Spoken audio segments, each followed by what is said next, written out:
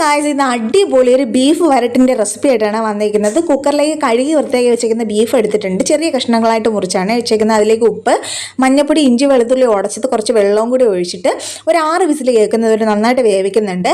അതിനുശേഷം ഒരു ഉരുളി എടുത്ത് അതിലേക്ക് വെളിച്ചെണ്ണ ഒഴിച്ച് കടുക് പൊട്ടിക്കുന്നുണ്ട്. അത് കഴിഞ്ഞ് കറിവേപ്പില ഇട്ട് കൊടുക്കുന്നു.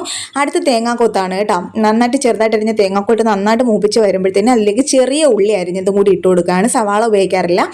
ചെറിയ ഉള്ളി നന്നായിട്ട് വയന്ന് വരുമ്പോഴത്തേന് അതിലേക്ക് ഇഞ്ചി, വെളുത്തുള്ളി ഉടച്ചതും കൂടി ഇട്ട് നന്നായിട്ടൊന്ന് മൂപ്പിച്ചെടുക്കുക. അതിലേക്ക് 2 സ്പൂൺ മുളക് പൊടി, 1 സ്പൂൺ മല്ലിപ്പൊടി, കുറച്ച് മഞ്ഞൾപ്പൊടിയും കൂടി ഇട്ട് പച്ചമണം മാറുന്നവരെ നന്നായിട്ടൊന്ന് മൂപ്പിച്ചെടുക്കുക. അതിലേക്ക് 2.5 സ്പൂണ് ഇറച്ചി മസാലയില്ലേ, നമ്മുടെ മീറ്റ് മസാല, അതും കൂടി ഇട്ട് നന്നായിട്ട് മൂപ്പിച്ച ശേഷം വേവിച്ച് വെച്ചിരിക്കുന്ന ബീഫ് അതിലേക്ക് ഒഴിച്ച് നന്നായിട്ട് അടച്ചു വെച്ച് വേവിക്കുക. കുറച്ച് കറിവേപ്പിലയും കൂടി ഇട്ട് കൊടുക്കാം കേട്ടോ. ബീഫ് നന്നായിട്ട് വെന്ത് കുഴഞ്ഞ് നല്ല അടിപൊളി പരുവത്തിനാകുമ്പോഴത്തേനും അതിലേക്ക് കുറച്ച് കുരുമുളക് പൊടിയും കുറച്ച് മല്ലിയിലയും കൂടി തൂകിയെടുത്താൽ അടിപൊളി ബീഫ് വരട്ടാണ്. നിങ്ങളൊന്ന് ട്രൈ ചെയ്ത് നോക്കൂ.